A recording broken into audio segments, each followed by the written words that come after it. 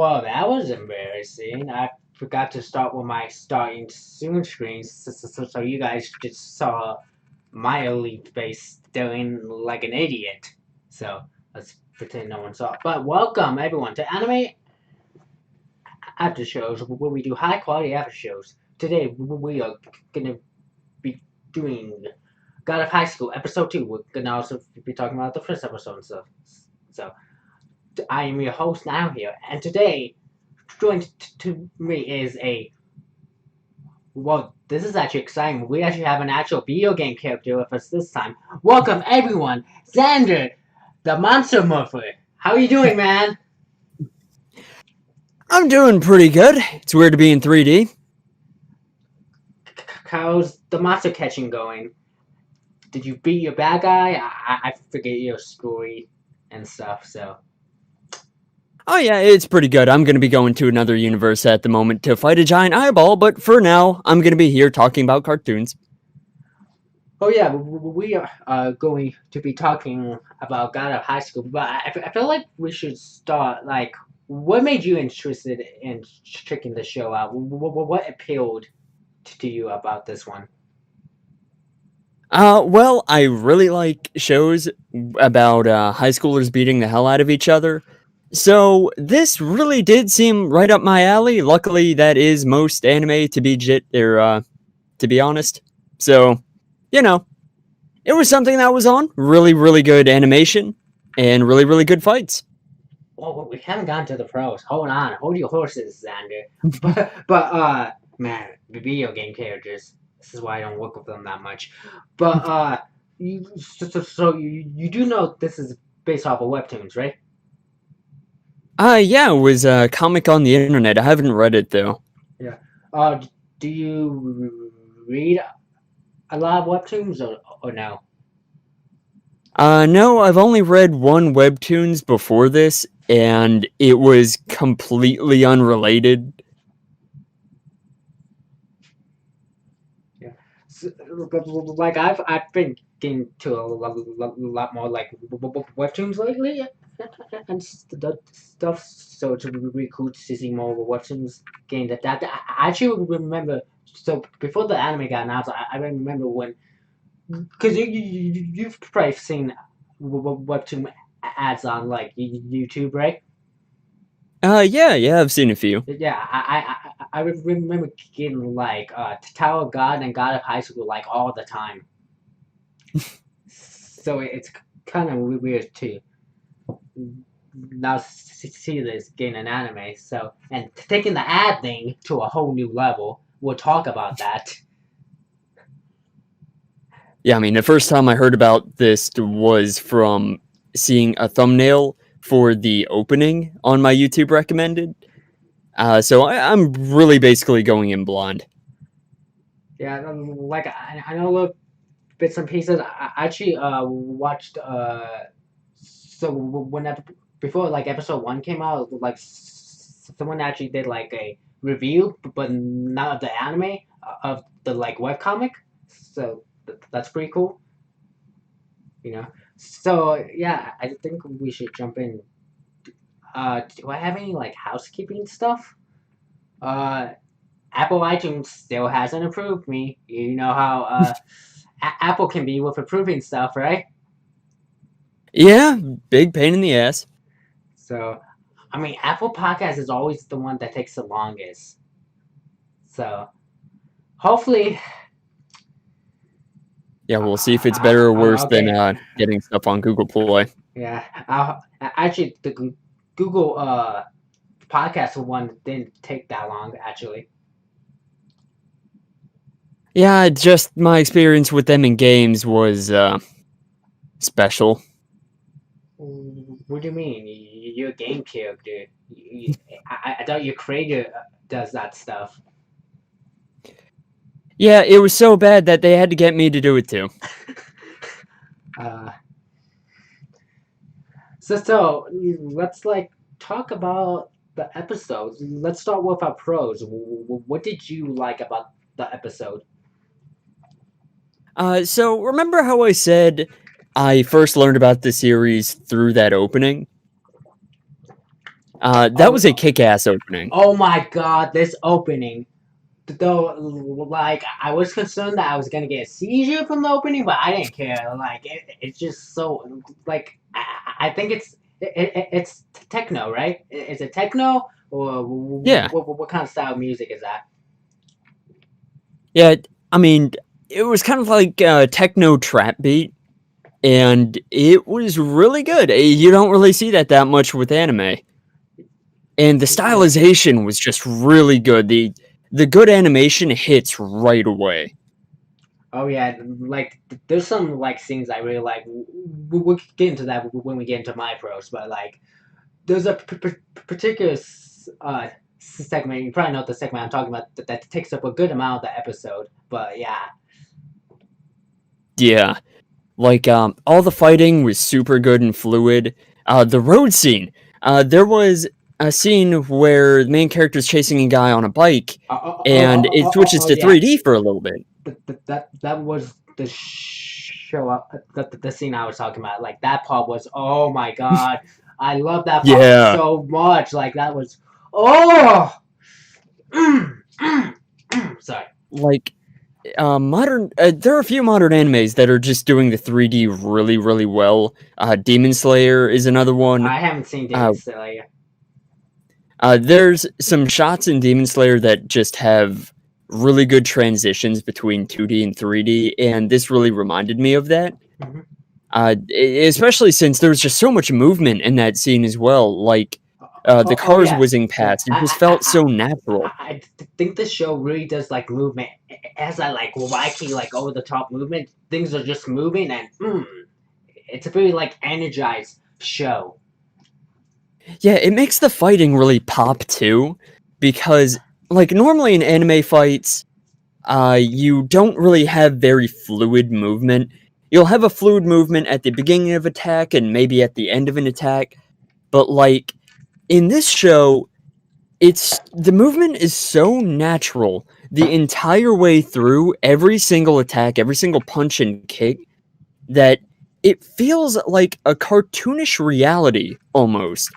Like I don't feel the artifacts of animation quite as much when I'm watching this. What do you mean by artifact of animation? So, when you're watching an animation, there are some times where characters will move a little unnaturally, like how people wouldn't really move in the real world, and it can potentially pull you out of the experience if it's a more grounded animation. If it's something like, I don't know, Naruto as opposed to SpongeBob, then having Naruto bounce and stretch and squish a lot in a kind of over the top way can kind of take you out of a fight scene. I know that a lot of people have a big criticism of the pain fight because of that. But in this show, despite the fact that it is super over the top, don't get me wrong, I don't think that any of this shit's possible in real life. I'm not that delusional, but it's almost plausible when you're watching it. Your brain isn't thinking about how, like, that dude just got punched all the way across the room. You just saw a pretty legit Taekwondo punch, and the guy reacts pretty well to it. Like, in a very natural way, despite the fact that he just got punched in the room and the wall cracked, Dragon Ball Z style. Yeah, the way it's animated just made it feel a lot more real. Like I feel like this is one of those. I guess I don't know if you would say turn your brain off, but it's just one of those like fun shows. You don't care. You don't know how it's doing it. It's just fun to watch. Yeah, there were several points where I was actually wondering if someone was going to bring some kind of normal shonen bullshit out their ass. Like, there was a part where one of the characters kind of like stomped down a little bit and this wind came out and it knocked one of the other characters back. And I was kind of thinking like, oh, are they introducing some sort of power system like ki or nen or chakra or whatever? But no, that was just kind of part of the martial arts and the exaggeration. Like he just did a ki eye and then the dude just flew back. Yeah, like this show has gotten praise so far foot is like martial arts. Like I don't know martial arts, but even though I don't know, like it feels believable. Even though I don't Yeah, know martial arts, you know. yeah, it's kind of like that. Like what I was saying before with the animation making it kind of believable, even though it is really stupid over the top. It kind of reminds me of Avatar in a way, where like Avatar is based on real kung fu, but you know, people flinging around fire, water, metal, and whatnot. Here, people are getting kicked and punched through walls. You have people running at other people with swords, and yet, you know, no one is dying. Yet, you know, I haven't read the comics. So it's just one of those things where it's it doesn't feel real in the sense that it doesn't feel like a real grounded anime, but it doesn't feel like a normal shonen either. It doesn't feel like people are going to be whipping out magic or like summons or whatever. It feels very different from a lot of shows that are on the shonen scene right now. Yeah. And that's something I can really praise. Uh, Anything else you want like praise? Well, there was this one scene that legitimately made me laugh. And I think you know which scene I'm gonna talk about. It's when main character is going up against that real big guy in the first episode, and he pulls down his pants from behind. Oh, that was hilarious. I loved that scene. I did not see the elephant coming. That and the sound effect that played when he turned around and you heard like that when it showed his crotch, that got me. Like, not a lot of non-comedy anime can really make me actually laugh, but that actually got me. So, yeah, I think that was my big things.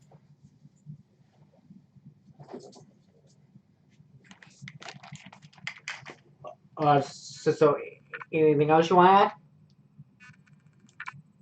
to add? You know, just generally the animation was super good. Funny parts were funny, the action was really good, and I'm really looking forward to more. Okay, so I have a whole list. Oh, yeah, like I'm going without notes. Oh, you did talk about episode 2, right? This is pros for both episode 1 and 2.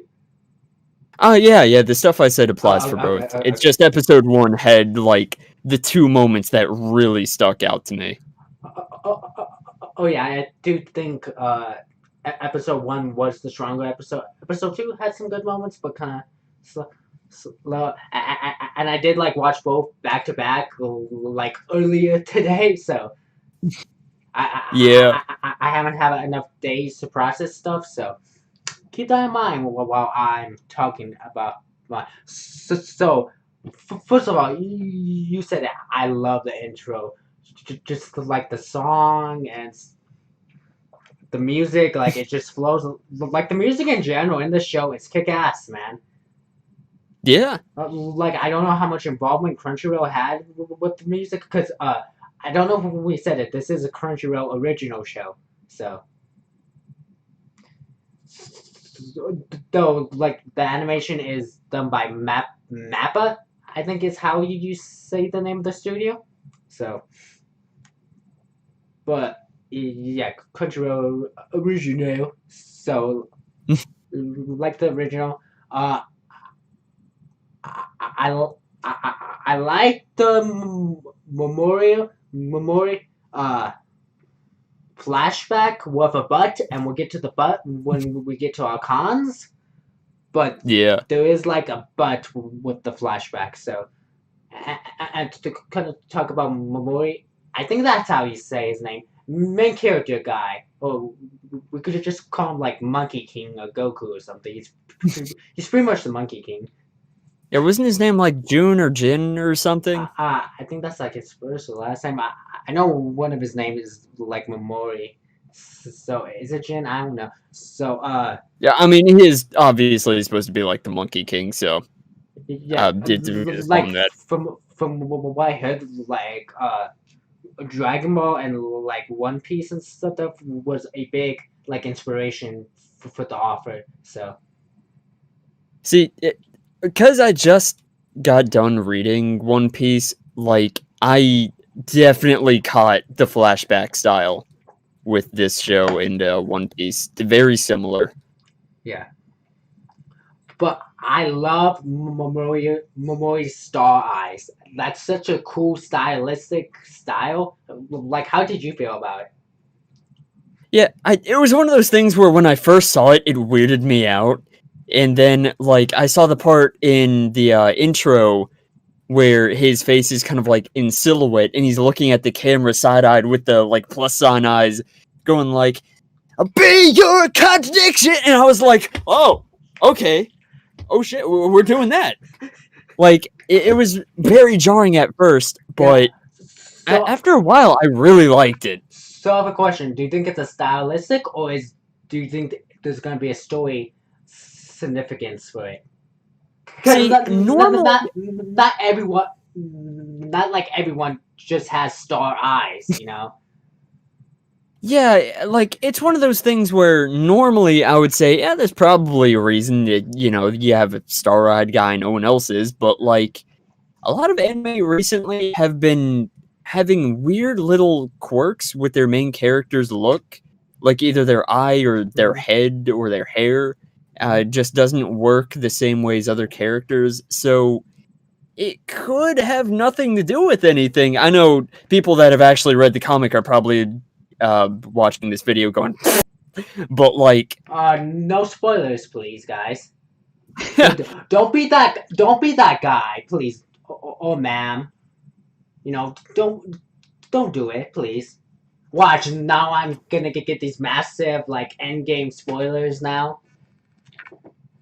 yeah, like it's the internet. It's gonna happen, but just from what I've seen, I don't think it's gonna tie into everything. It's kind of like how everybody's nose is red if you're like an important character.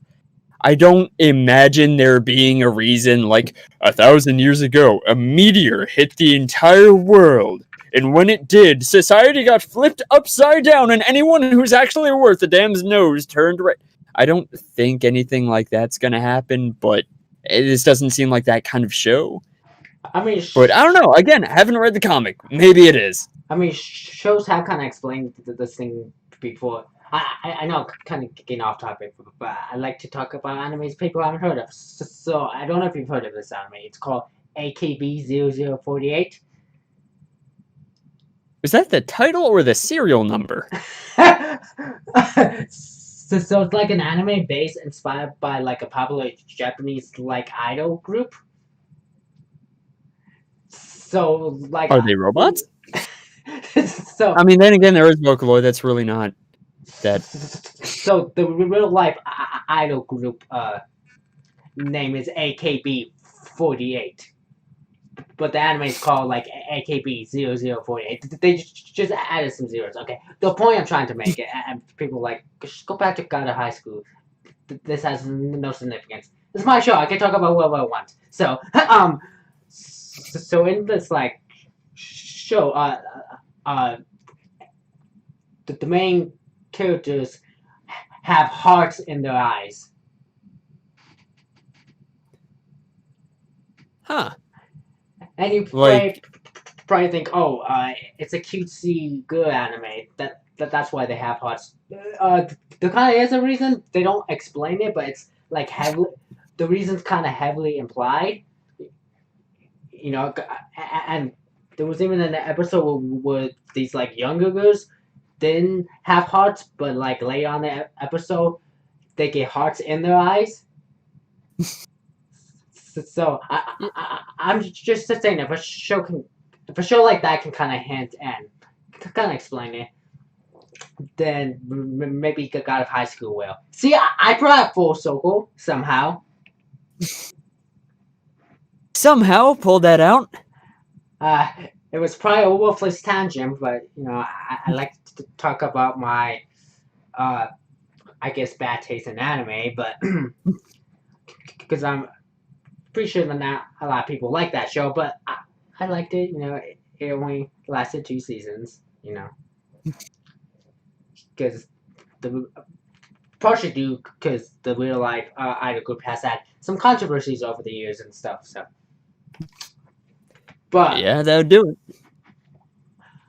but so yeah, I like the Star Eyes and like you. Oh my god, that like the bike riding animation, just the over the top, the wackiness. Like I was engaged in that. I was like, here we go. Like you would think that would just be a quick throwaway scene, but no, they go all out with it. Like I just thought it was Yeah. gonna be a quick gag to get to the school, but no, they make it a full on thing, and I think it was a great opportunity to like introduce the main characters. It was the perfect way to introduce our three main characters and them meeting and interacting. Like it was the perfect way. Don't you Yeah. agree?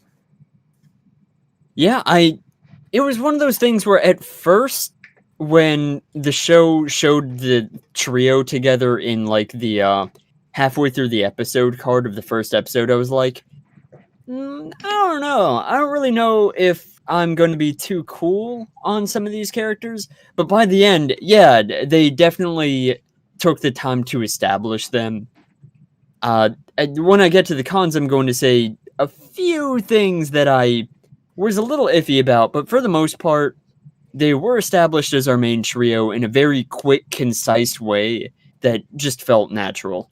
Yeah, because I didn't think they were all free gonna like me because they were all having the kind of own like story and in different like areas, but they converge and the conversion like felt like natural. So Yep.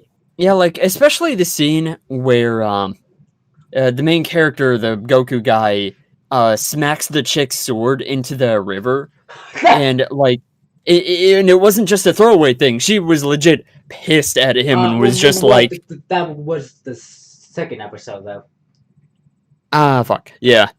So and when, totally different scene. But you're trying to make a point, an example. Go ahead. yeah, like, see, what I was expecting was that to be kind of a throwaway, like for the chick to just slap him, go like, Baka, go back into that river and fish my sword out or whatever. And, you know, it was just going to be the same joke that we've seen a bazillion times in anime where there's like a doting woman and the guy main character who's like, well, excuse me, princess. Laugh track, and he gets the sword out after a bazillion hours. But no, like, she was legitimately really mad. And that's, for one, something that we actually don't see that much in anime, weirdly. Like, a character getting real for a second and going like, no, that was shitty. Go away. Like, I honestly wasn't expecting that. And then later, when they actually do start to fish the sword out of the river, we get those shots of her backstory.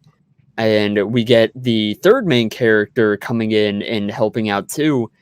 It was really well done. It wasn't something that was a sort of stereotypical scene that I would expect. Instead, it felt natural, kind of like the rest of the series so far. Yeah. To, yeah. This show is doing some pretty cool thing. But to kind of get back to my points, another thing I like the music, not just the opening and ending, but the whole music, like in general. Oh, it's kick ass, man. Yeah, I don't know how you feel, especially some of the music during some of the fight scenes.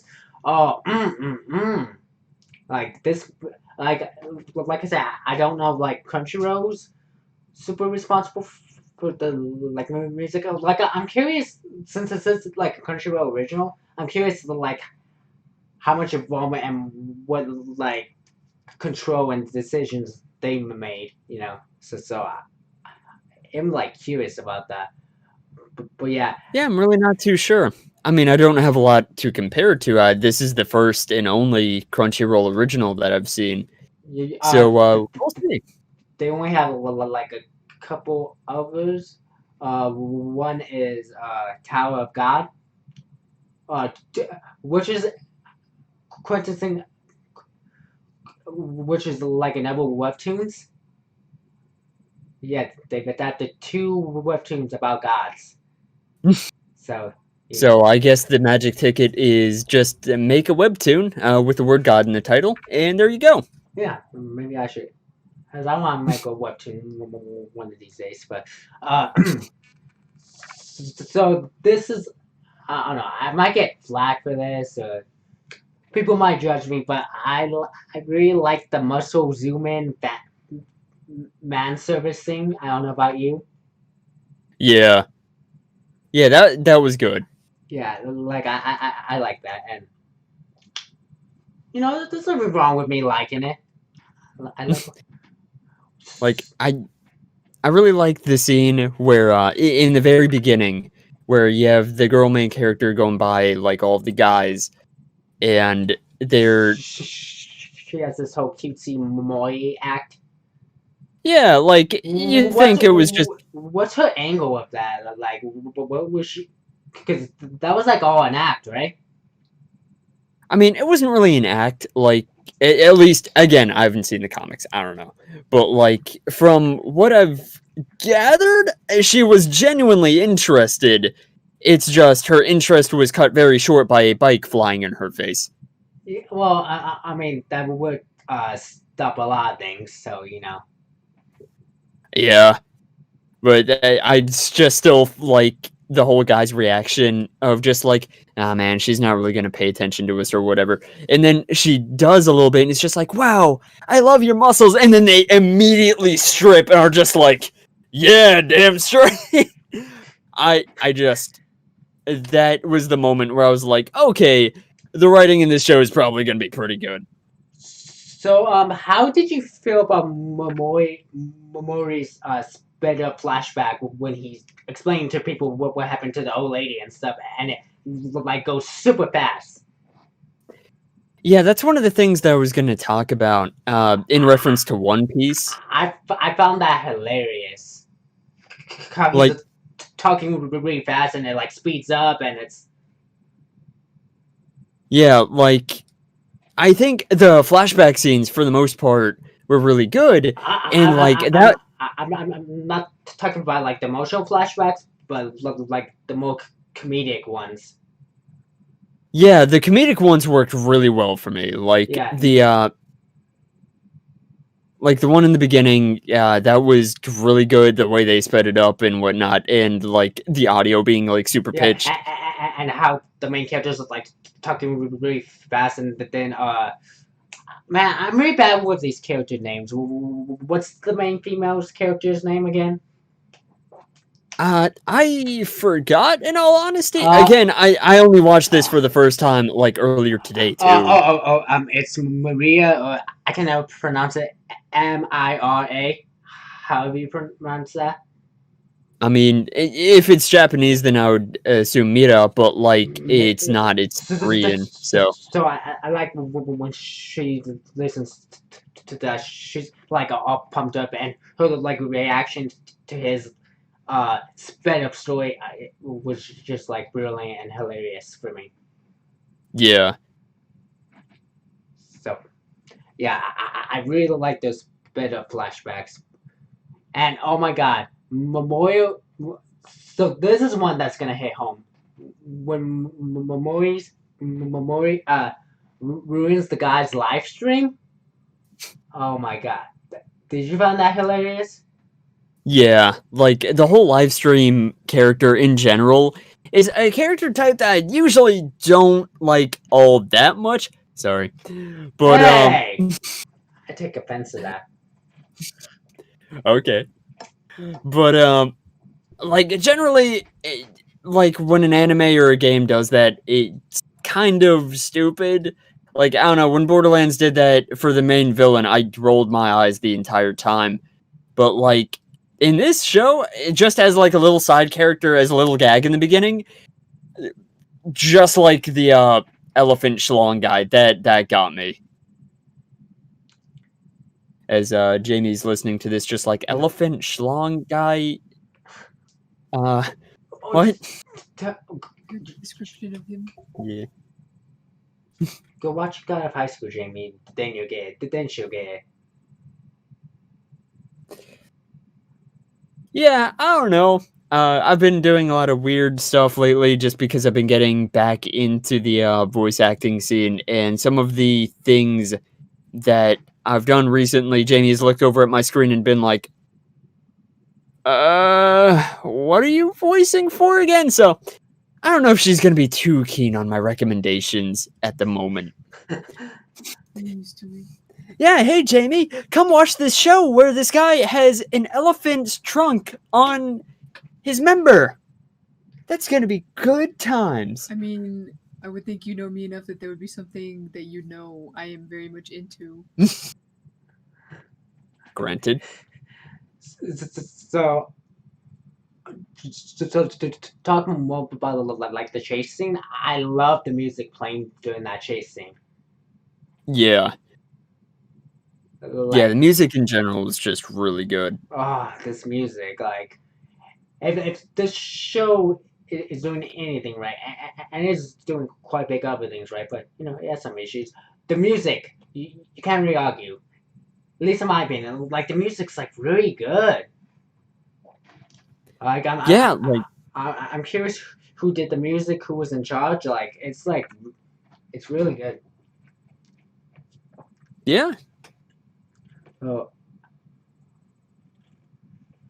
like we mentioned, that whole like chasing is good. Like that chasing was like while it was like a super intense, like epic scene, it was also hilarious. Like they made like a super hilarious, wacky scene have a good impact and really show off of like main characters. Like I don't think that's easy to do. So Oh yeah, no, not at all. Not at that speed, no pun intended. yes. So we finally got introduced to one of the other characters, the third part of the group, Han, and he just comes out of nowhere and punches the guy. Yeah, based on what he saw on the live stream. And I think that was a really good detail too. It was just a gag character, but they actually used it in the main plot.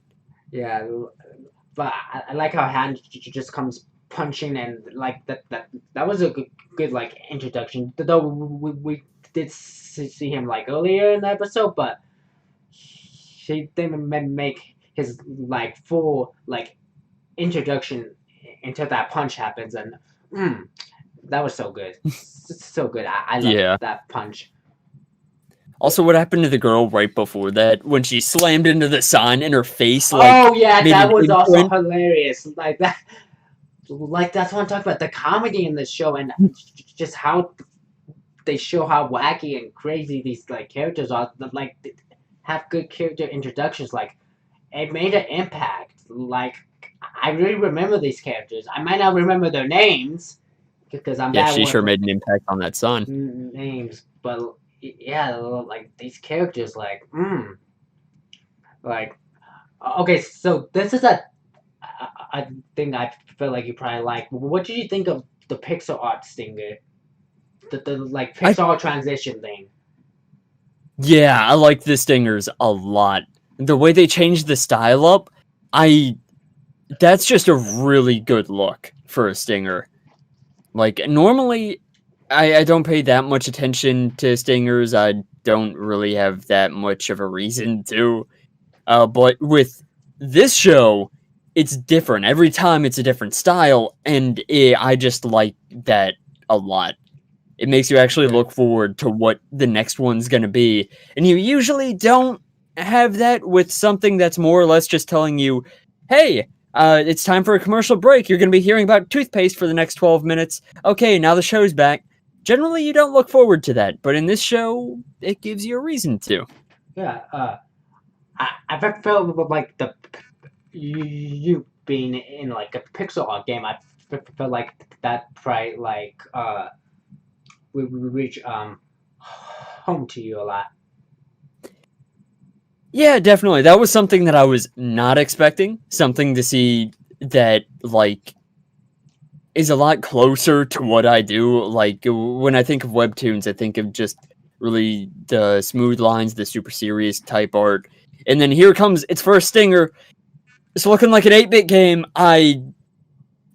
Hit me as hard as that one My Hero Academia ending, where like all of a sudden it was fantasy and they were riding on horses and using magic and whatnot. Yeah, I really like that. Though I do wonder if this pixel art thing was in the original webcomic or it's just an anime exclusive thing that Crunchyroll added.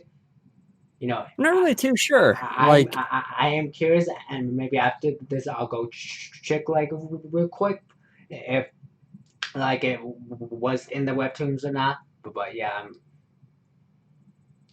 Yeah, I mean, the anime is just so stylized that I honestly can't tell what even would have been in the original and what would have not been. Yeah, it does kind of feel like its own thing, and it has its own like unique kind of flavor. It has like its combination of stuff from like other anime, like we talk about like Dragon Ball and One Piece, but it kind of is its own thing. Yeah. Yeah. So, Maria, the female, I can hopefully by the next week I can say these characters, but female character.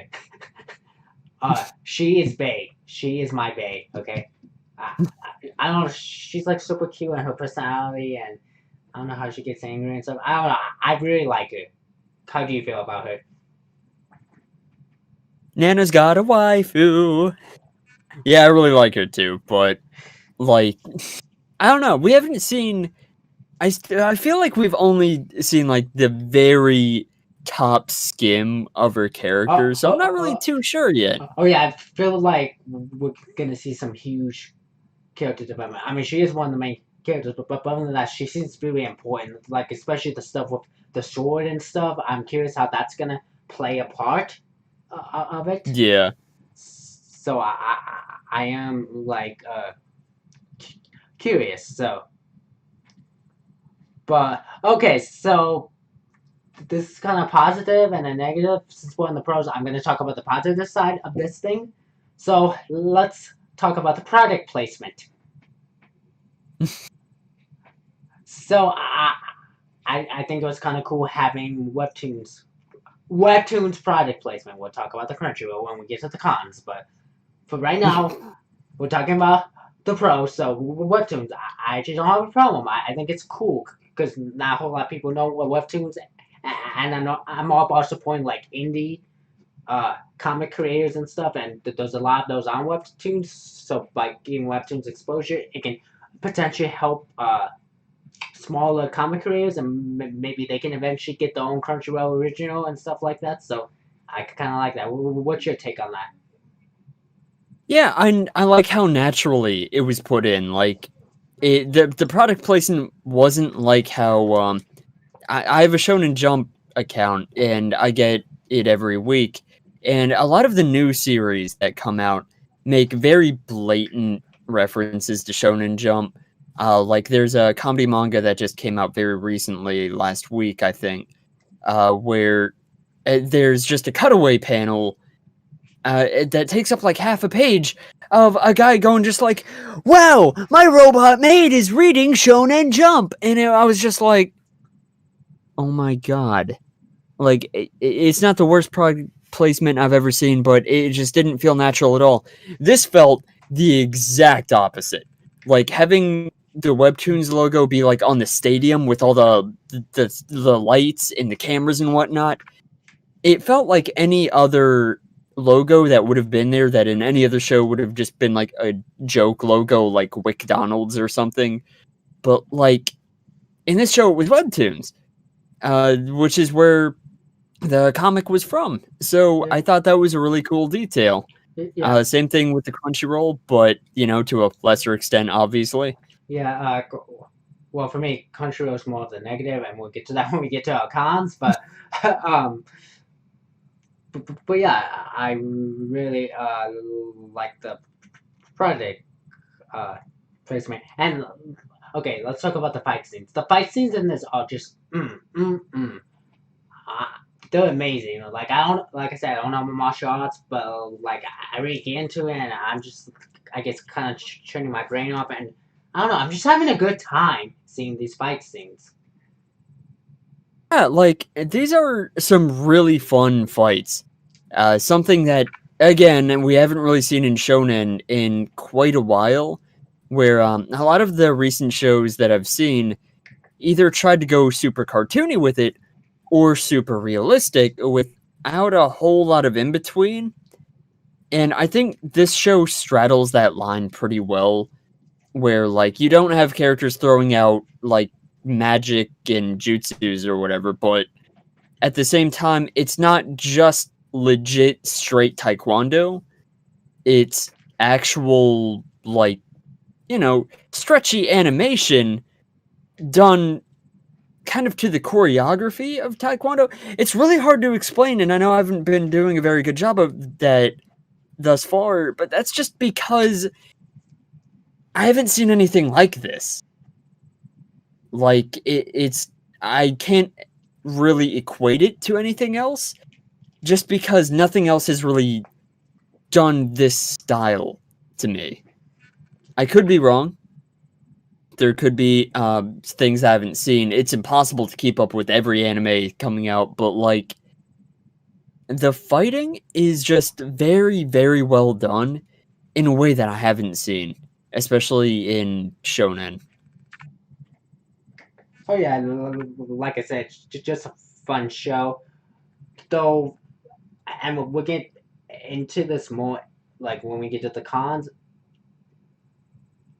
I wish it was more of it. I feel like it doesn't do it all the time. And I'll explain more when we get to the cons. But I'll just say this: I wish that this was just a fun, like action tournament show, but it isn't all the time. So, like I said, but when we get to the cons, I'll explain that more. But just for now, I'll leave it at that. And I like the ending, and like we keep saying, the music is outstanding. So jumping into episode 2, I love Chibi Maria. Like when she gets all angry, walks away, and we see her in Chibi form. It looks so adorable, man. Do you know what I'm talking about? Nexus still got a waifu. What? Nana still got a waifu. So I can't have a waifu. I wonder how many people like this character. Watch, like everyone like hates this character, and I'm gonna get made fun of her being my waifu. Whatever, you know.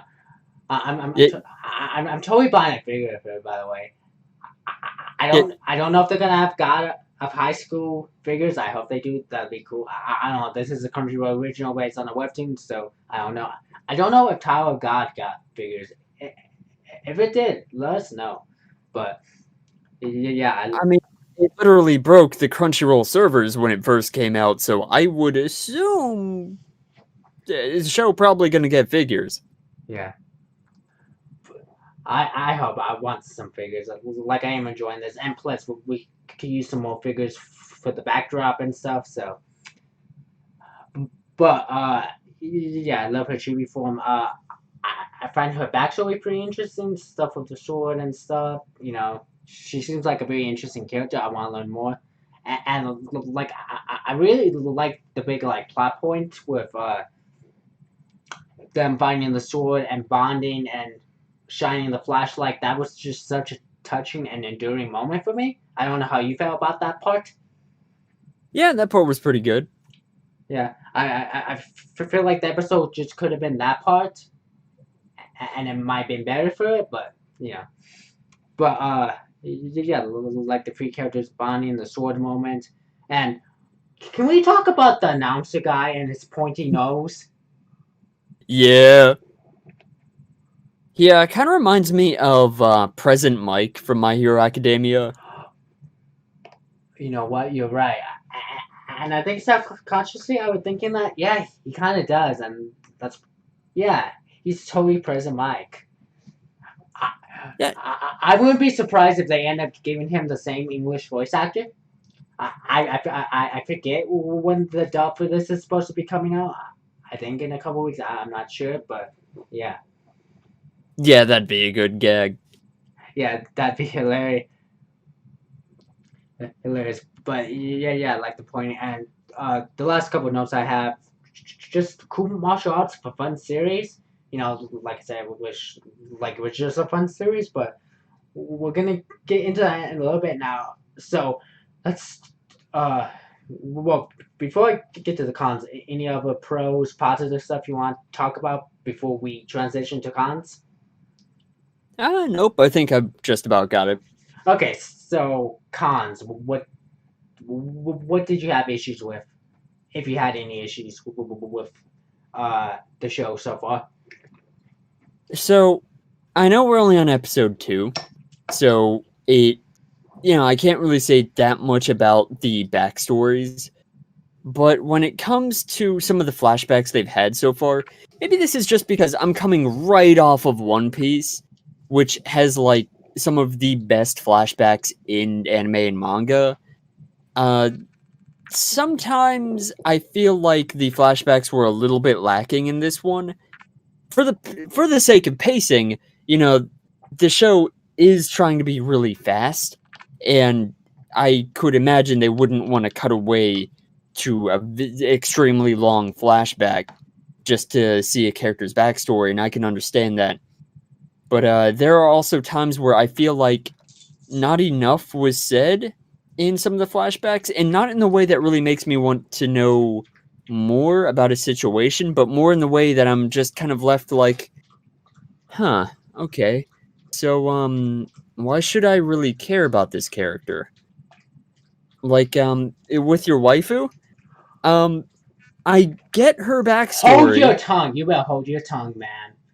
I will not hold my tongue. If you're This is gonna one of the things I was thinking. if you're gonna trash talk my waifu, bring it, man. But we're gonna get into some stuff then. So here's the thing. Yeah, she was really cute, and Yeah. that's what I think pushed her character more than anything. Not to mention her reactions in the present day were really nice. Come on, she's adorable. How could you? No, I like her in the present day, but I think that the backstory should have, or at least could have, shown a little bit more about why I should care about the dojo, why I should care about her former master, whoever that was, I the mean, sword. we obviously haven't gotten to that. It's mainly been about Memoria. It's Memoria Jin. I don't know his names. We got like research just later get these names right. I swear, but like it's been mainly about him. I think we are going to get some episodes, but I am kind of concerned because you do know the episode count, right? The final episode count? Yeah. No. So from my understanding, it's going to be 13 episodes, if I'm not mistaken. So a little concerning. Is that enough? Yeah. But hopefully it does well enough they can do multiple seasons. So Yeah. It's just one of those things where the show is moving very fast, and we are only on episode 2, so people that have read the comics can probably go like, no, her backstory is amazing. And I'm sure it is.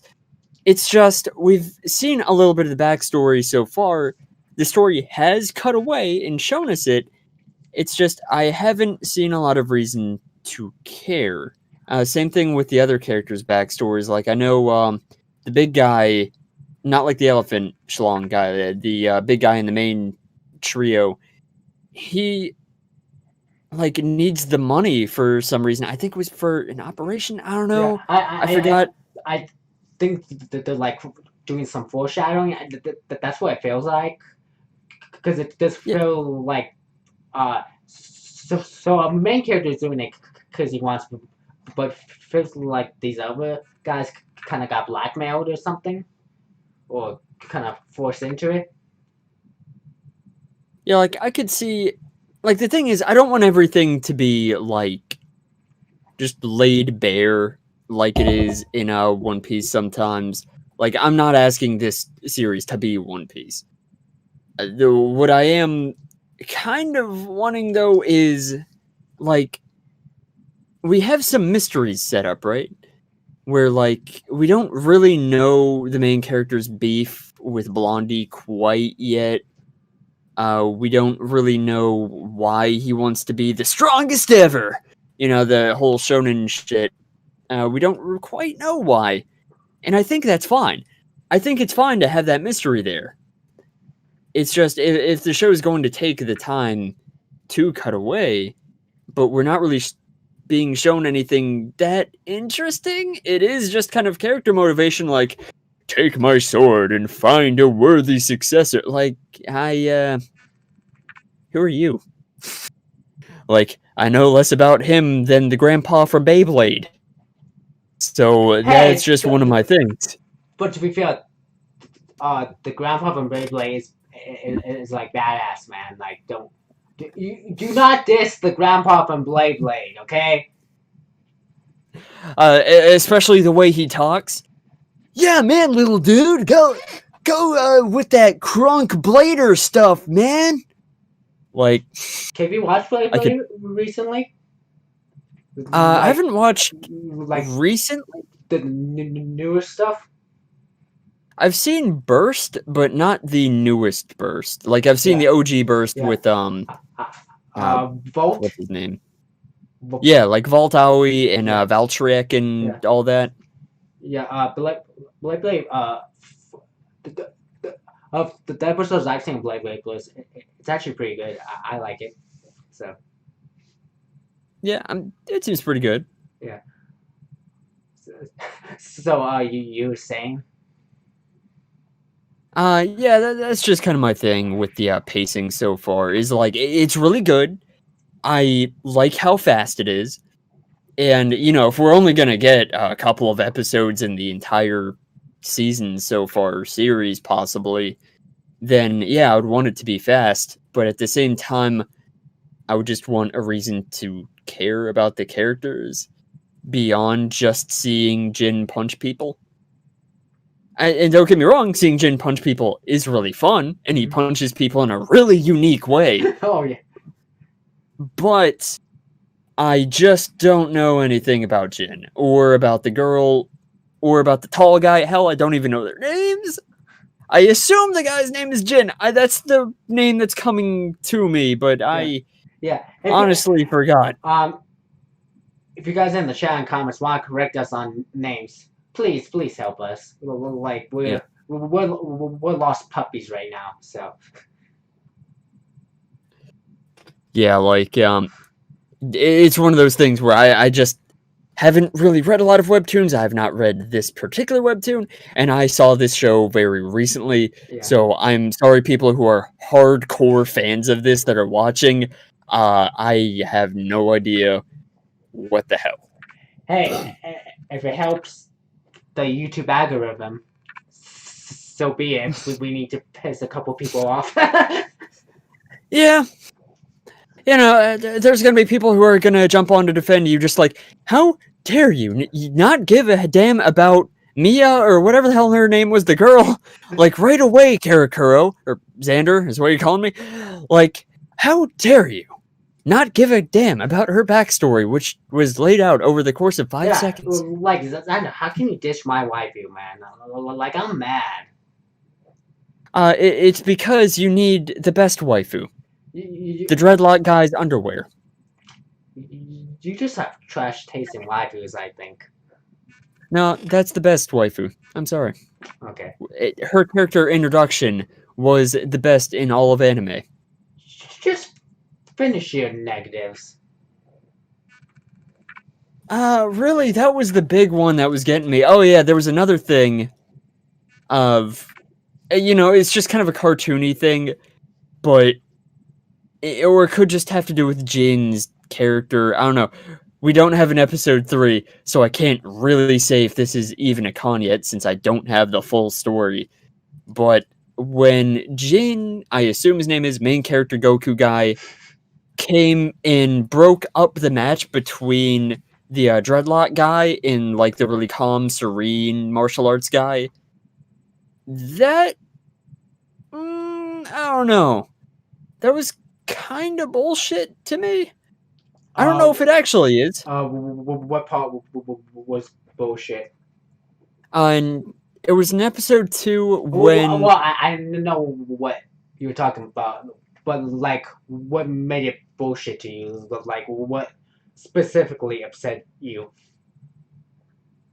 So it's one of those things where, like, up until this point, we haven't really seen Jean, like, I don't know how to put this.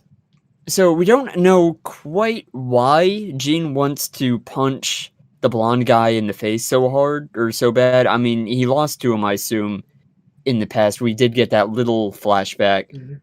but like, I I would think that his character motivation would be to stick through to the tournament so he'd be able to do that.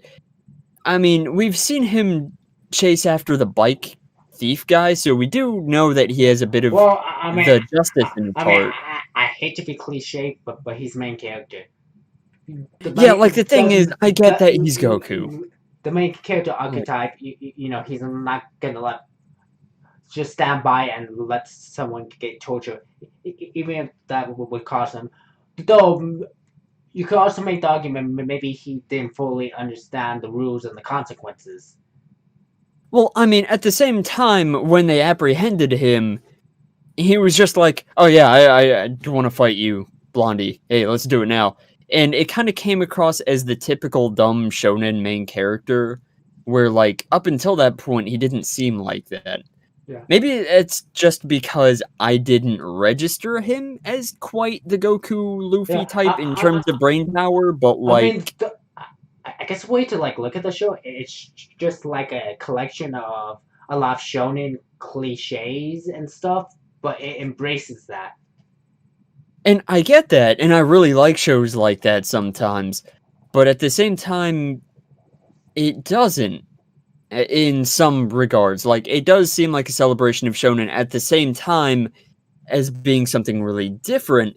And Jin at first seemed like a more modern take on the Goku Luffy type character, but now that he's kind of shown his colors about how kind of short-sighted and kind of stupid he is, he kind of bleeds more with those characters, and I don't really know if I agree with that characterization quite that much. Like, it's one of those things where I like how he didn't just sit there and go, well, this is a tournament, and the guy's getting his ass beat, so, oh well. I think that's just a bit too Hunter x Hunter on the side of, like, cynicism, but, like, it is one of those things where it did kind of catch me off guard that all of a sudden he just seems like a dumbass. Yeah, like, really short-sighted, really like, I'm gonna beat you up right now, Blondie, because I just saved my friend who I met 5 seconds ago. And I don't know. That kind of rubbed me the wrong way, although we don't have the full story. I mean, technically we do, but, we don't have the full story in anime form. Yeah. So I can't really make an actual judgment on Yeah. that, because And plus the web comic isn't even finished yet, so it's still an ongoing series. So yeah, like, really, that was just my impression based on the little bit of Gene's character that I saw before that point.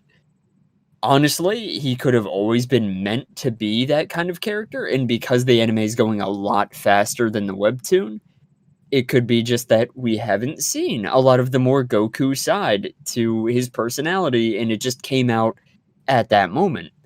I don't know, so I wouldn't even really call that as an actual con. That was more of something that made me go, "Oh, okay, we're doing Luffy now. All right." So yeah, that was basically the only cons that I could think of off the top of my head. Again, I don't have notes. I'm just going off of what I saw earlier today. well, I got But notes. I actually took notes, man. I actually came prepared. I'm actually taking this seriously. oh well, that's what you get for putting on a video game character. Yeah, video game characters, man. Yeah. Anyway, so my cons. Uh, okay, so let's talk about how episode one opened up. The whole weird conspiracy, mountain formings and stuff. Like I don't know. When the episode first started with the conspiracy stuff, I wasn't like like buying it. I was like, did I make a mistake choosing to do this show? Like I was hoping I was gonna like it, but like nothing's happening really. You know. Yeah, it was something that I even forgot about until you mentioned it now. It was Yeah. just So, that so unmemorable. it took like a good like 3 to 5 minutes until I really even a tiny bit got invested in the show. So and that kind of brings me to another con. Instead of having the whole conspiracy stuff, they should have just uh start the episode with Memori's flashback. I feel like that would have been such a better idea. Yeah, like there were a bunch of places where they could have started, and I don't think the conspiracy is one of them. Like it's one of those things where I don't know, stories do this a lot where they show you something where like you have no idea what the hell's going on, and it's not particularly interesting either. You know, it's not like dudes fighting each other. It is like the sand has changed. So like I don't get why they started it like that. That's not particularly interesting. It was so unmemorable that I didn't even remember it until now. So when it comes back into the anime, like Yeah. eventually, and it becomes important, I mean, they I'm do kind of explore more about it in like episode 2. like a little bit, but I still don't know what the hell's going on. And Yeah. like when it actually becomes pertinent to what's going on with Gene in the tournament and whatnot, then I'm just gonna be like, oh yeah, that was that thing. Okay, that's what that was. You know, I'm I'm with you there. I'm just not really into that type cold open. Yeah. So, okay. So let's do this. Let's talk about the product placement. The I knew more, this was coming. the more, like since when? Like before we even started the episode, did you know that I was probably bring up the product placement? Yeah, from our talk before the show and from your mention during the pro segment. Wait, I talk from like before. I didn't even mention product placement when we were talking before. Yeah, not the product placement, but the streaming services. Okay, okay, I can, yeah. Okay, so, do you find it weird for Crunchyroll to have project placement and the Crunchyroll original, or is it just me? Nah, I don't think it's that weird. I'm, I think it's just kind of the I, same thing that Shonen Jump does. I mean, what's the purpose though? What does it I mean, serve? Like it fills out details in the world, like having although like the thing is that arena stage would have product placement on it no matter what. okay, so yeah, they have a plot reason, but let's be real. There was like a real world reason to put like the product placement in there, and I'm trying to figure out what would that serve, because like ideally the reason people do product placement is so other people can be exposed to your brand. But this is a Crunchyroll original, so people watching this already know what Crunchyroll is, right? Well, yeah, but I don't really feel like that was in there to be product placement. Okay. I think that was in there just to be a detail in the world. That I mean, hell, I would write something like that if I had a big arena stage. Then, and it had a bunch of sponsors in it that were meant to just fill out the detail in the world. Yeah, I'd probably put in Karakuro somewhere in there. Oh no, yeah, but I feel like it's more like, oh, here we are. Don't forget, this is a product placement, and this kind of goes to one of my other things. Is it just me, or does this show kind of feel like one giant ad? It does. Oh, I'm not gonna lie. It okay. did a little bit. I'm not saying that's a bad thing, because Oh yeah, I mean, if it can expose people to webtoons and check out webcomics and maybe get like other webcomics, their own anime, so be it. But like that can be kind of concerning since this is one big giant ad. Are they gonna put effort towards it? I mean, I wouldn't say that that's that much of an issue. We've seen very clearly so far that this is quality. And, we were just talking about Beyblade being pretty good, and that Yeah. is definitely a big toy ad. Oh yeah. So Yeah. I don't think that really stops it from being a good show, and it certainly hasn't stopped it so far. Yeah.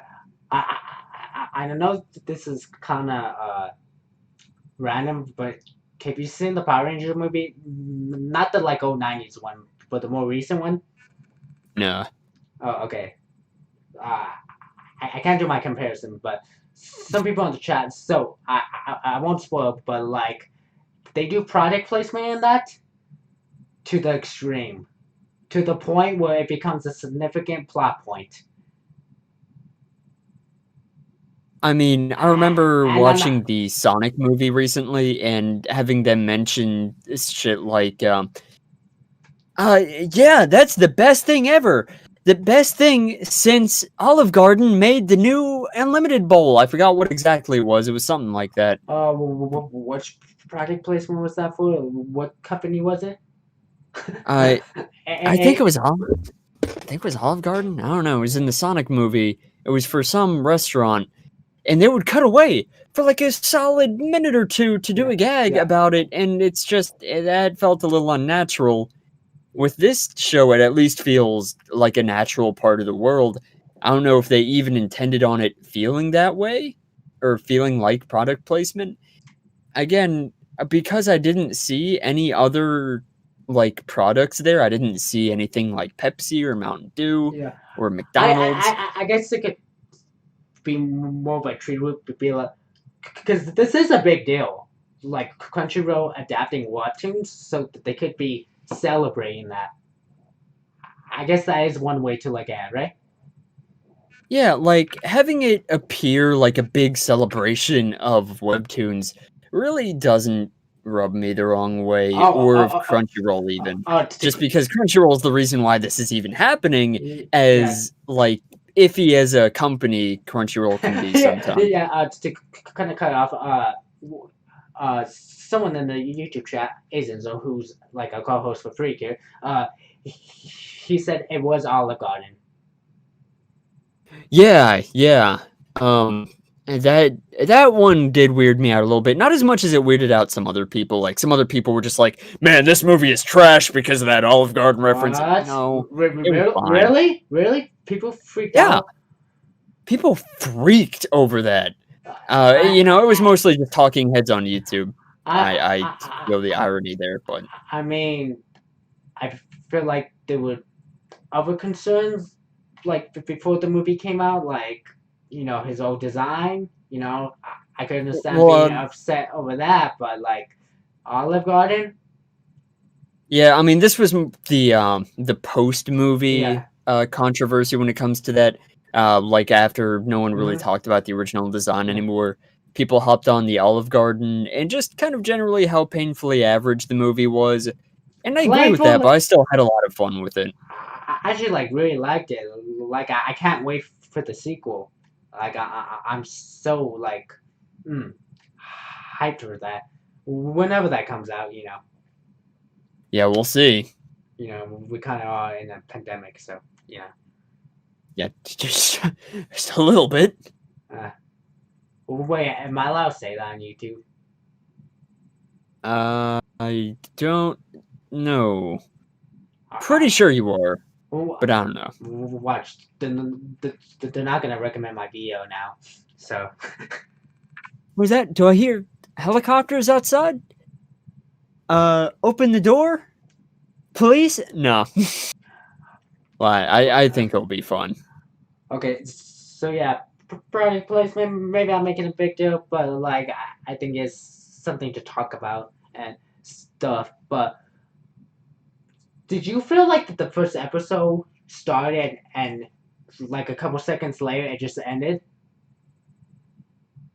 Yeah, for me it was For me it was like from the stinger card to the end was like a minute, but the beginning wasn't quite.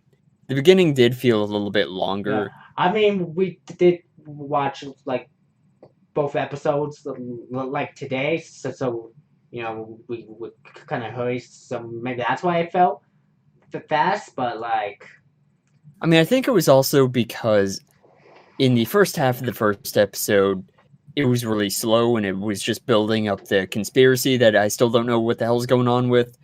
But then with the second half of the episode, we're really getting into things, and the show just kicked into high gear, no pun intended, on the motorcycle. oh yeah, And then episode 2 happens, and we get even more of the. We get a little bit of backstory that did go a little slow, but then we get the big battle royale scene. We have the dreadlock guy fight that Gene broke up. That went by really fast too, and maybe that's just another reason why I thought it was a little out of left field. Is just because this show was going so fast for me that I didn't have the time to really process Gene's character before he stepped into the ring in another person's fight. That could have just been part of it. yeah. Okay, you were kind of tripping me out for a second there, because I'm not like staring at the Discord screen. I'm staring at the Streamlabs screen, and for whatever reason, your like audio went out of sync, and I'm like, whoa. So I think it's fixed now. So Okay. uh, uh, so yeah, like the pacing. Okay, so I kind of made this point of like some of my problem ish with the fight scene. So like I just want this to be a dumb action show. Like I forget the like conspiracy stuff and like crazy dog story plot. Like just make this a fun like action tournament show. But it doesn't feel like they're gonna do that. They want to try to have some dark, deep plot, you know. Which Yeah. I like shows of that, but I don't know. I just want this to be a dumb, fun action show. You know what I'm talking about? But I have a feeling it's not gonna be. So I feel like that's what's gonna hold the show back. Does that make sense? Yeah, I get you.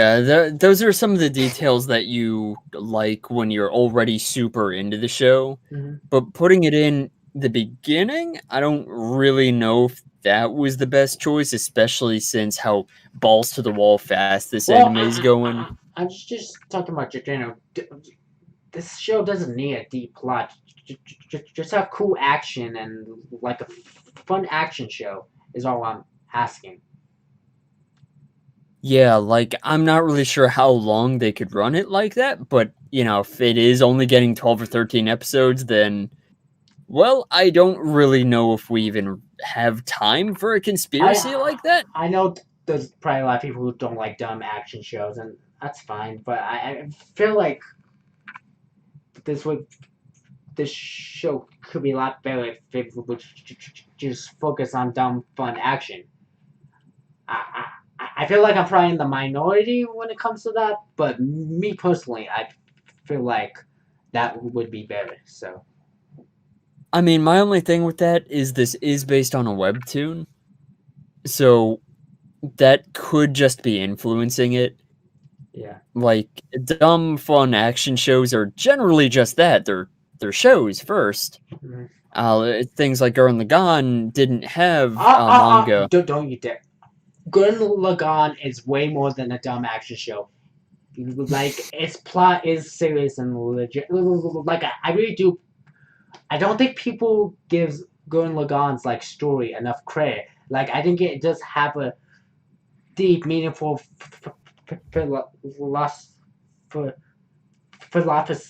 philosophy to it. That people tend to overlook.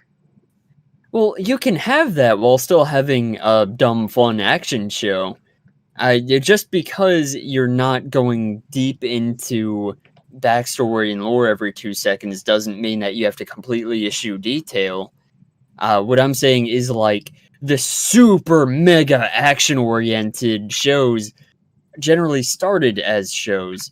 Whereas if you're going to start from a comic book, you're generally going to have a lot more story just because having a bazillion panels of nothing but punching is going to get very tiring very quickly. So even a show where people like say so like even something like Dragon Ball where everybody says that it's basically just punching the anime, it's not. Like most of the panels in that manga have no punching in it at all, and the show reflects that. It's just people remember that. It's just Goku charging the Spirit Bomb for like 10 episodes. So everyone jokes about that, but after a recent rewatch and reread of the manga before my One Piece reread, I actually didn't really find that to be the case that often. Most of the time they were going over backstory, they were going over details of their characters, there were a lot of banter. You did have really long sequences where Goku was just sitting there with his hands up for the entire episode. I know, But like, I'm making jokes, man. I gotta make the show interesting. I get that, but I've seen enough people actually think that the show is like that they get turned off from it and don't watch it. Really? I'm just like that. Yeah, that. I mean, I'm just like that's not the case. I mean, watch the show for yourself. Make your own judgment. Yeah, like just because you have a dumb action show doesn't mean that you either have to pad it out with Goku going, "Ah! Ah!" or like you just have to have punching for a million panels. You can have a dumb action show and have deeper themes. So I think that this show could delve into the conspiracy aspect. I have no idea how the hell it's going to tie into the tournament, but Yeah, whatever. I haven't read the comics. I'm not even paying attention to the conspiracy stuff. If I'm being honest, I'm just toning out and focused on the action stuff, and I feel like that's kind of bad because once we get really deep into the conspiracy stuff, I'm gonna be lost because I haven't really been paying attention. Yeah, that even happened with me with a visual novel that I read recently, where which one? it was called Gorgon Chamber X. Oh yeah, And I know the game you're talking about. You've told me about it, so. yeah, there's a part kind of early on where there's a character talking to the camera, and he's doing like a log, kind of like a captain's log in a Star Trek or whatever. And everything he says is jargon. Went way over my head, and I was just watching, and it's 5 minutes long, and I'm just like, why are you starting with this? And then halfway through the game, it made sense, but by then I completely forgot what the guy even said. So I had to go back and start a new game and actually rewatch the opening just because I had no idea what the hell he said and they were referencing it. I feel like this show might do the same thing just because it's going so balls to the wall fast that they might not do a repeat of that scene, and I might have to go back and rewatch it. Yeah, Just because. Luckily, it's there's only 13 episodes. If I'm right about the episode count, and also there is the webcomic, which is free. So Yeah, I just don't think that you should have to read a comic for the show. I feel like an adaptation should speak on its own. So. Yeah, it's kind of like whenever CinemaSins posts a video and everyone in the comments is just like, well, you should have read the books. The books would tell you. And it's just like, no, I'm sorry. The movie should stand on its own. I shouldn't have to do homework to understand what I'm watching on the screen. Oh, and does the classic read the manga endings? Yeah. It goes double if they legit just cut the show at the halfway point and they're just like, okay, we're done making the anime, read the manga. The end. It's just... Wait, what? You're gonna do... What? No, I want... Yeah. And bonus points if they make up like a half-assed ending that like is obvious that it is not the true ending. There's just so many animes that do that.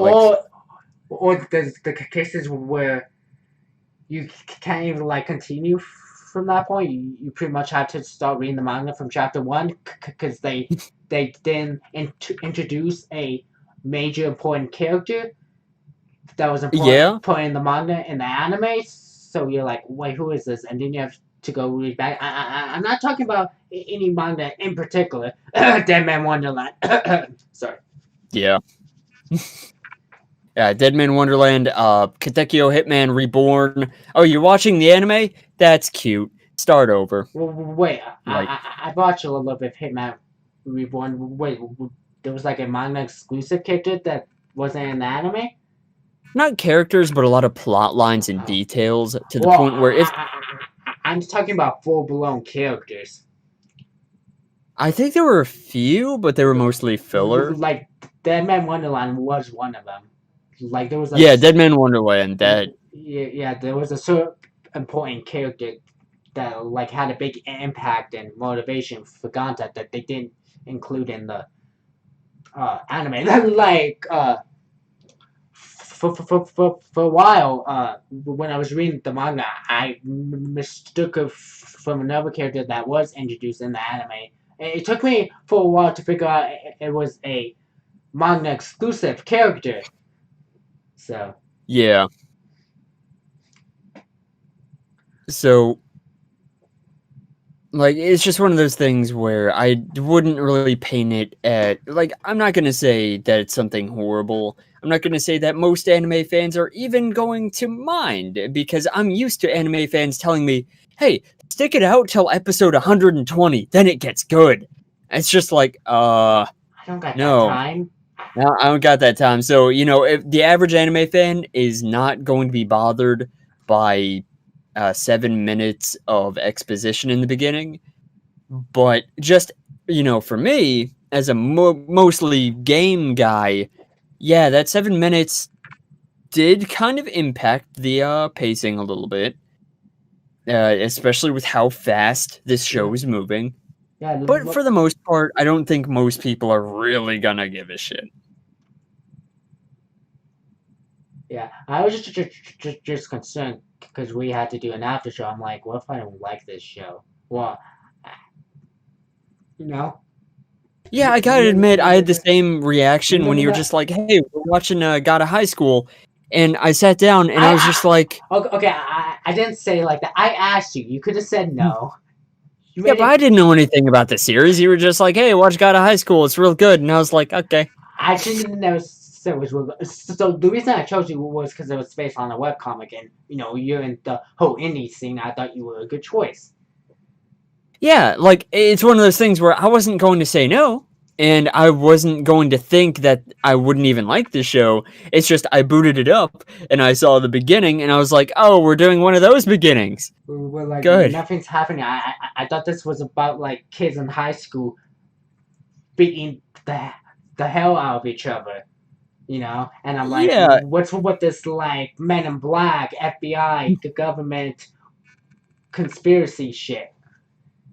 I mean, granted, I still stuck it out because, you know, I still kind of knew what the show would be. And hell, I figured out about the first time I heard about it wasn't even from you, it was from the opening appearing on my YouTube feed.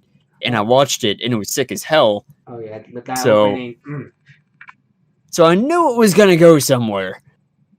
And at the Hopefully. same time, the one webtoon that I do read is it has a very different beginning compared to like how it evolves. So I'm kind of used to webtoon doing that.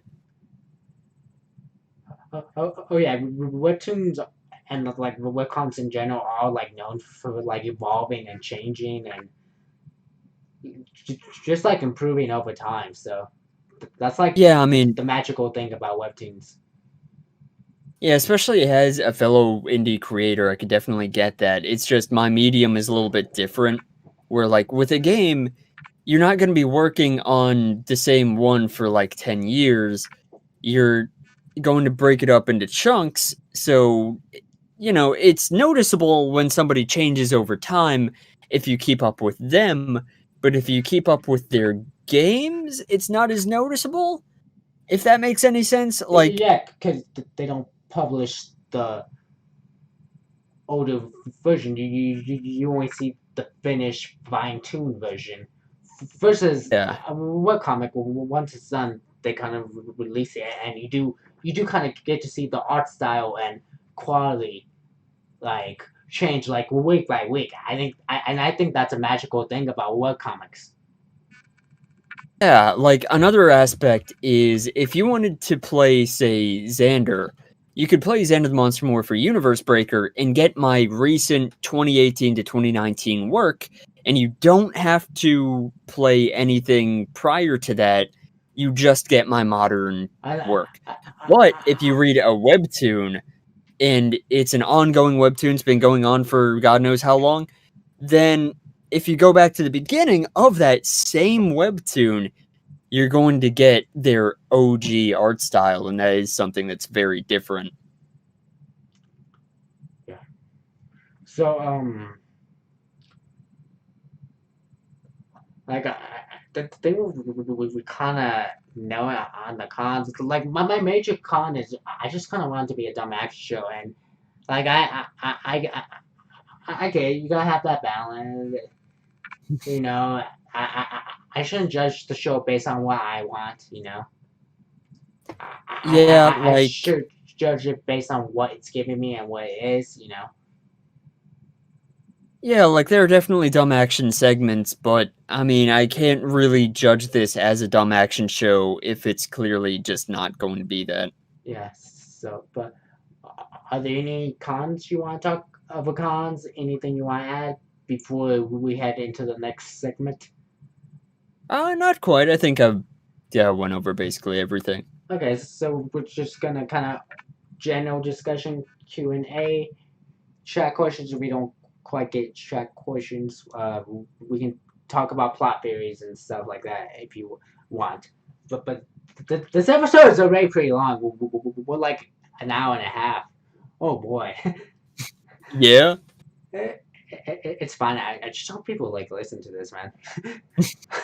But so yeah, guys. If you have questions, comments, talk about in the chat, and we'll respond.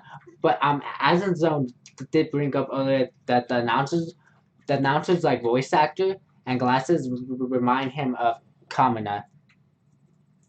yeah, I can get that. Like he was still more of a present mic to me, but I can still get the association. Yeah, I'm gonna have to look at his glasses again. I can't.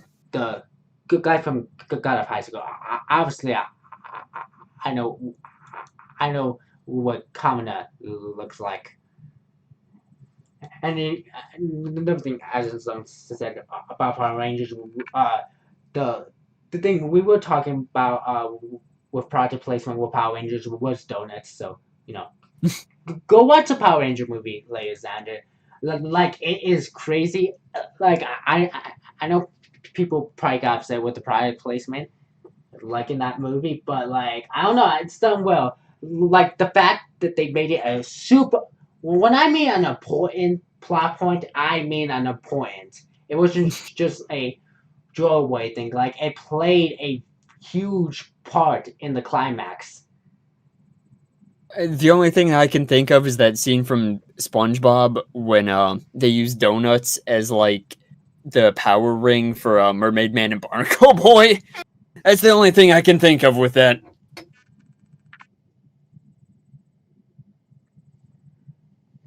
But yeah, go watch that. So do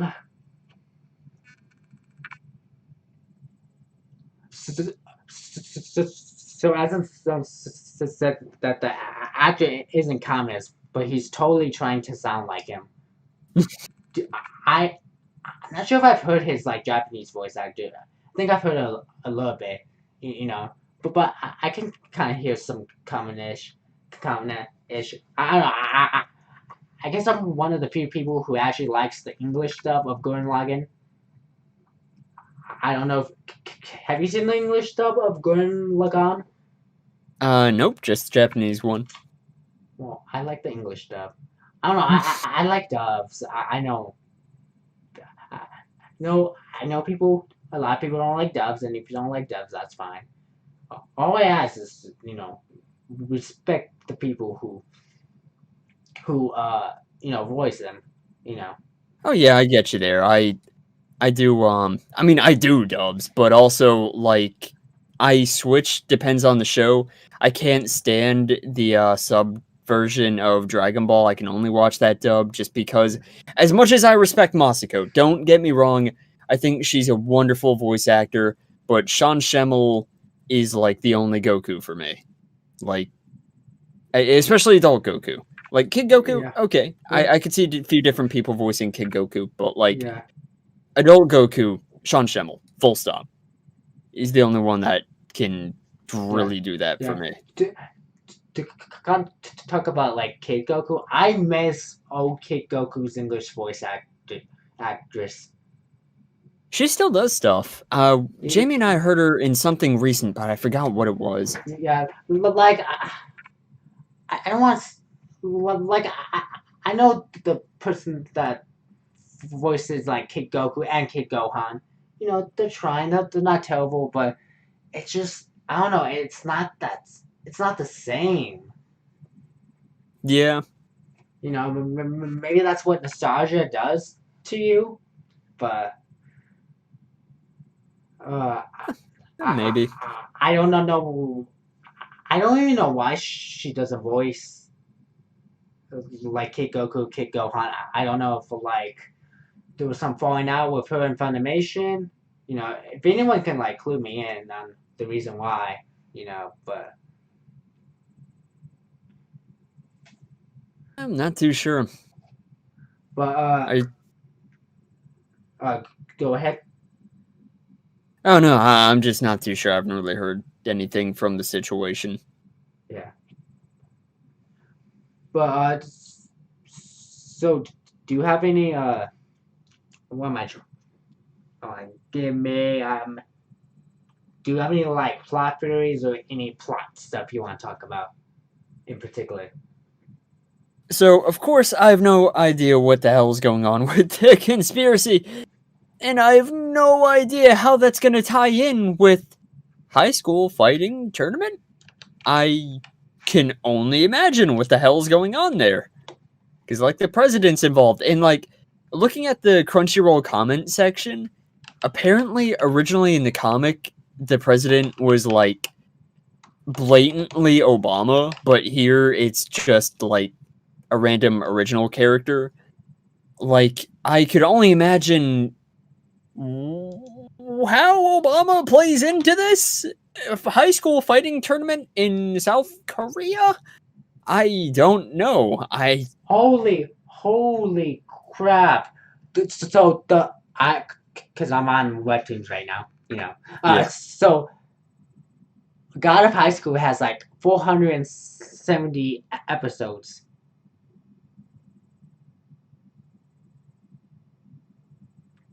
For how long? When was episode 1? Yeah, how long has this been going around? Okay. Man, I'm already on like 40 pages. Hold on, page 48. So it's been going around since 2014. Oh no! Actually, it might be longer because I think that's just when the first couple episodes were released on uh webtoons because like a bunch of them were released on June June 30th at the same time. So, but the point is it's been going on for a bit. So Yeah, so I mean that's what I would expect for that chapter count. yeah, but and looks like Aizen typed some stuff. So I'm just gonna call him Adam. I don't know why I'm calling him Aizen, but Adam says there might have been a falling out with Sabbath. So I mean that's actually a pretty common thing. So yeah. I mean possibly. I don't want to get into that, but I wouldn't be surprised. Is all I'm saying. Uh, and it also says the anime prison might have been based around Robert Downey Jr.'s Tony Stark. I can see it. Yeah, okay. But yeah, like around 480. Okay,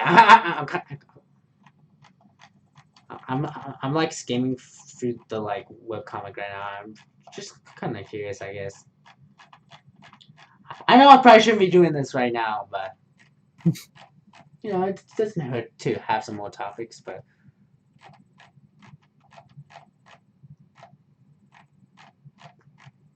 the art style on the comic's pretty nice. Yeah, that's good. Is it as stylized as the anime? It's kind of hard to compare like comic to. Okay, this is weird though. Like I'm already on like chapter like reading through episode 1, and it looks like it's talking about his backstory more. Unless I just totally like skimmed past his like backstory when I was watching the anime and spaced out on that. I mean, a lot of people were saying that the anime was going way, way faster than the comic books were. Yeah, like I don't want to spoil shit, but like I'm skimming through it and I already see like a fight scene with the main character against Blondie. Well, I mean, it's one of those things where it's just like, oh, wow, that fight's gonna happen? I never would have seen that coming. What was... I mean, maybe they don't want to like adapt it completely because they want to save some stuff for the like web comic to promote it, I guess. Yeah, potentially. Yeah, so yeah, I'm just kind of... But still, I just wouldn't be worried about that being a spoiler. So I'm now skimming through episode 2, and they're in like a high school. What was this? I mean, like they're actually in a classroom. So I mean, that was something I was actually kind of wondering about, is why even the name got of high school when so far in the anime, just in these 2 episodes, we haven't seen high school. Yeah. We've just seen kids. Yes, so it seems like the anime and the comic is its own thing. So I feel like I feel worried about being spoiled on stuff. I think you kind of go ahead and read the webcomic. They kind of seem like their own thing. Okay. I mean, take that with a grain of... Yeah, there's like some cool stuff that like the webcomic didn't... Yeah, it seems like they're going more in depth of like the letters and stuff. So hopefully we'll just get that later on, or maybe they're just gonna completely skip it. I don't know. Yeah, who knows at this point? Yeah, so but I should be careful. I don't want to spoil shit for people. So, but yeah, how does that make you feel?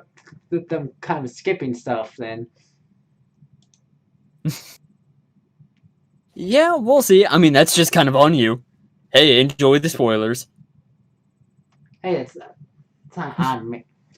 But I don't know. I just hope this show doesn't go too fast, because there's another show I'm currently watching right now where things are kind of going too fast and they're not taking the time to develop certain characters and like characters in general. So I hope that's not going to be the case in this show. But Yeah, we'll see. if anyone doesn't have like any questions, we can kind of go to our predictions for next week. So but if you guys do have questions, let us know and we can address those. But Xander, what do you hope for next week? For next week, I'm not really sure what they're gonna do to Jin when they take him in the back after he crashed that one match. Oh yeah, I'm so curious, but knowing anime logic, he's gonna probably get off the hook, probably from the president, and gonna probably have like a special relationship with the president and some guidance or be sent on some special quest or something. Some It- anime bullshit. I mean, at the very least, they're probably just going to be like, hey, kid, what you did was real stupid, but it's really good for ratings. So if you Yeah. could continue to be a dipshit like that, you'll be able to fight Blondie. And maybe that's like Yeah. how they'll rope him in or Or something. they'll be like, yeah, what you did was stupid, but you got spirit, kid. You got moxie. You're impressive. Well, It's just these guys seem real shady, so I expect them to be like real on the down low about it. Just like, hey, what you did was dumb, but like we dig it because a lot of people are gonna be watching God of High School now, like the tournament. So you know what? If you could keep doing dumb shit like that, aces. like didn't you so before he was like taken away, like everyone was cheering for him. So I felt like that could also be playing a thing, or be like, if we like give him a punishment, like the crowd's gonna be on our asses, man. I mean, they might just pull another anime staple of like going, okay, we can't kick you out because the crowd likes you too much, but instead, we're going to do an ironic punishment where like we're going to chain you up and put you in the middle of the arena, and we're just going to let 5 guys beat the fuck out of you. And if you win the fight with them somehow with your hands tied behind your back, then you'll be able to continue on. If not, then enjoy the head injuries. I can actually kind of see that. That actually would be kind of cool. Yeah, I can kind of see it, especially since they can just heal you up whenever. Which, like, or how does maybe, that even work? Like, or maybe he'll be able to be forced into a extra like fight where he has to like win this fight, or he'll be kicked out or something against like a really tough opponent or something like that. yeah, or like the Blondie just straight up, like, if you say that he fights the Blondie pretty soon in the Well, no, books, I meant in the flashback. well, like, either way, it's possible that the Blondie's just like, okay, yeah, sure, I'll fight you in front of everyone, and I'll fucking humiliate you, and when I do, then you're going to get a little bit of a punishment. But if you win, then you're going to get a reward, and, you might just get trashed by him again. I don't know. Yeah. Like, They'll probably be like, okay, you want to go fight Blondie? Go ahead, go. Get trashed. yeah, like, you just got trashed by him. You can go ahead and get trashed by him again. Whatever, we don't care. Just do it in front of a crowd so we can get ratings. One of those. One of the things that I just thought of that, like, does kind of, like, get the gears turning is, like, how does the instant healing technology work? Oh, yeah, well, I forgot to touch on that. Like, do you understand this technology? I wasn't really paying attention to it. Like, So what got me was, like, did they explain it, or? not really. I mean, they don't have to. They could just be like, hey, it's basically a mobile Pokemon Center, but it's for humans. Okay, I get it. I get the concept. Because I guess that they have, like, HP. I don't know how that works. That I didn't get. Like, on the wrist bracelets, it says their level and HP. Like, so that thing able to do, like, control our heart rates or something? Like, Yeah, like, how is it measuring that level of what? HP? Like, what happens if it hits 0? Are they dead or are they just knocked out? Because they say you can fight as hard as you want. The healing technology will kick in and it'll be fine. But, like, what if you die? The healing technology, from what I gathered, only activates after the match is done. Like, it's not like they're instantly healed when they get punched. They still keep the injury. I would imagine that they probably have something, because this thing look like a very standardized and board of directors kind of thing. So if they didn't like have some way to prevent that, there'll be lawsuits up their asses. So I mean, granted, speaking of lawsuits, this is a bare knuckle fighting show where people can even bring in swords.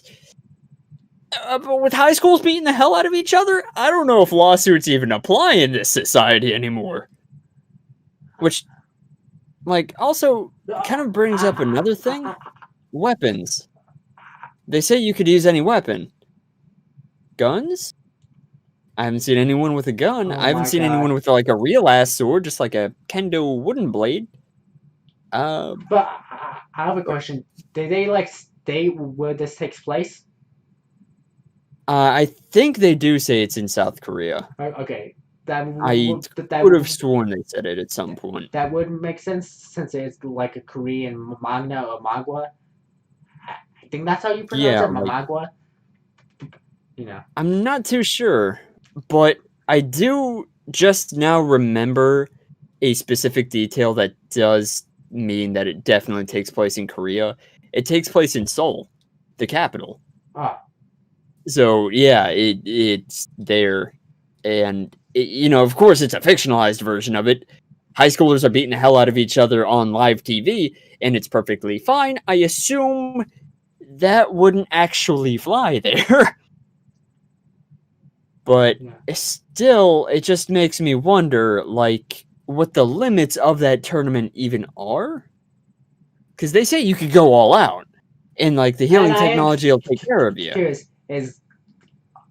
are there only tournaments like at this school, or is it like a nationwide thing, or even like an international thing? They said it was nationwide, at least in the anime. Don't know about the books or the webtoon, but like, they said what's going on right now in the anime, I think, is like the local qualifiers, and then there's gonna be like the big tournament later. From what I gather from a little bit of exposition from the girl. So I think it's just a Korean thing, and it is like all of South Korea, Okay, from what I maybe for gathered. now, maybe late on this series, we can see expand and maybe be some conflict between different like countries and stuff. Could be an interesting route to take, but Yeah, I would assume that's where the conspiracy is gonna come in. do so. Let's say the series goes for a couple seasons. Do you think they're gonna stay in a tournament arc, or is this just gonna kind of be the first arc and it's going to take a different direction? Well, I think the structure of the show as it exists right now, and literally the show being called God of High School named after the tournament, I think it's gonna have to be a tournament fighter in some way or another the whole way through. Like, you might have big boss fights against, some of the conspiracy guys, I guess, but like, for the most part, I can see this being a straight tournament show. Okay. Like, I just don't really see that much evidence to the contrary. Again, we don't really know anything about Gene's backstory. It could be that he could break off from the whole tournament scene, depending on what he wants. But, like, from what we've seen so far, he doesn't want anything that he wouldn't be able to just get from a tournament. Okay. Uh, any other predictions you have, or the things you want to talk about for next week's episode? I think I've already said all of my predictions for next week's episode.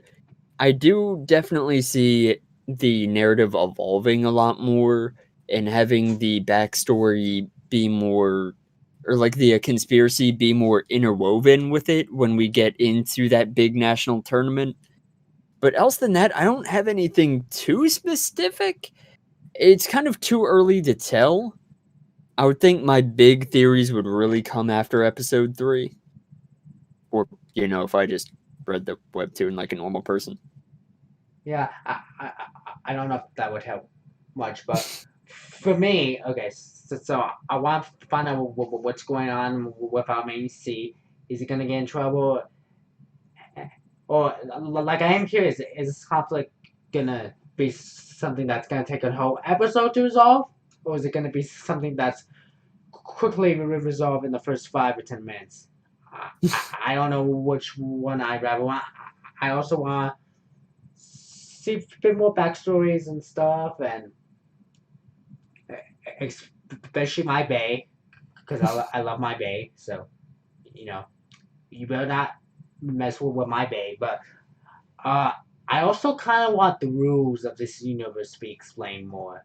Because we kind of talk about, we don't get quite how this technology works, and I want I I know we're gonna be episode 3 in, so I don't expect all rules to be explained at once, but to just get a little more clarification on how this tournament works and stuff, and I want to see some stuff outside the tournament, like are we actually gonna see our characters in school in actual classes? It's called God of High School. Yeah, it does seem real weird to call a show God of High School, but not show any school. I mean, I'm assuming they were fighting in an arena in the high school, but Like, it just doesn't seem like that so far. I mean, granted, I'm not complaining. I'm 100% done with school-based anime to begin with. But, like, it's just because it takes away so much agency from your characters. The fact that they just have to go to school and day in and day out. Just a very rigid structure that I feel like doesn't really actually do shonen any favors. And yet, shonen after shonen after shonen, just school, school, school. My God, I'm actually really glad that in a show called God of High School, we're not seeing them in a classroom that much. It just kind of perplexes me why it's even called that. Yeah, I still want to see them in a classroom too. No, they do have like a life outside of beating the crap out of each other. Even though beating the crap out of each other is effing amazing and awesome, I want to see more of the life outside of beating the crap out of each other. And didn't you just say that you just wanted it to be a dumb action show? Okay. Well, what I'm saying is, I don't want this like deep, complex plot, but I'm okay with like character backstories and characterization.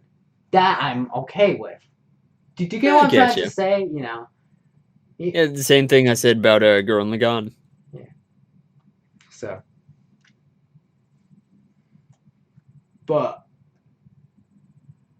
yeah, I guess I just want to learn more about the characters and like the rules of this world because it's not quite making sense. I don't really get how the society works in it. Yeah, and like the existence of levels. Maybe I'm not supposed to get it, and if that's the case, fine. But if I am eventually supposed to understand it, I'd rather get those sooner than later. Yeah, like you can't really be like, hey, yeah, this is basically the real world. But also, we have a tournament with high schools beating the hell out of each other, and the tournament organizers say that you can get whatever you want if you win, and somehow this is all fine and legal. I totally forgot about the Wish thing. Yeah, this is basically a Wish series, like Dragon Ball, early Dragon Ball, not Dragon Ball Z. It's pretty much like your generic like Battle Royale. Yeah, which like really hammers in that criticism of like I really need to care about why these characters are doing what they're doing, because otherwise I don't really give a shit who wins or what the wish is going to be used for, or like honestly, what is the wish? How are they granting this wish? Are they just a really powerful company that's super rich that can just throw their money at whatever wish that you make? Or is there something else going on here? I mean, I don't know. God is in the name of it. Like, I just assumed that meant, once you're on top, you're God, man. You're number one. But, like, hell, maybe you do literally become God or something, and that's why you get to make a wish. Who knows? We really haven't seen a lot of this society. I mean, that's kind of how Future Diary went, without spoiling that series. If you've seen Future Diary. Yeah, that was actually one of the first animes that I binged. I don't really binge anime that often, especially really? not anymore, but like when I was 14, yeah. That came out when you were 14? Man, Future Diary was that long ago? Yeah, it's been a while. Like, I remember seeing the first few episodes in a theater in Otakon. DC based anime convention. Mhm. I 14, 15 maybe. Saw it with all my friends in a panel. That was like 10 years ago. Cool. So, any other? Because I think that's pretty much my predictions. So, anything else you want to add, and anything you want to say to everyone before we wrap this up? No, that was about it. This episode was like 2 hours long. I think I thoroughly exhausted all my material from Yeah. 40 minutes of anime. I mean, hopefully the next week won't be as long because we did have to talk about 2 episodes. So hopefully it won't be as long. Hopefully, Yeah. because man, I've been out of breath. Because I'm kind of short of breath because like I ran out of my drink really early on, and I can't just leave. Yeah. One, I'm the host. Even if I had, and also even if I had you talking, that'll make my dog get up, and he's being quiet right now. So, what I really need, and something I've been wanting to get in my room for a while, is like a mini fridge or something like that. That way I can just pour a drink out. I get you. Think it'd be. I mean, you could just pour multiple glasses of water until you get that. Yeah. But yeah, I think that's it. Unless you wanna say something. Nope. 2 hours. I think I've said basically all I wanted to say. Okay, we will see you guys next time. This has been Anime Aftershows. We provide high-quality aftershows of your favorite anime. I have been your host, Nanohero. You can follow me at The Real Nanohero and at twitch.tv/Nanohero. Our other host for today's episode has featured Xander, the Monster Morpher. Check him out at Kurakura. Also, check out his autobiography game Xander, the Monster Morpher Universe Breaker on Steam.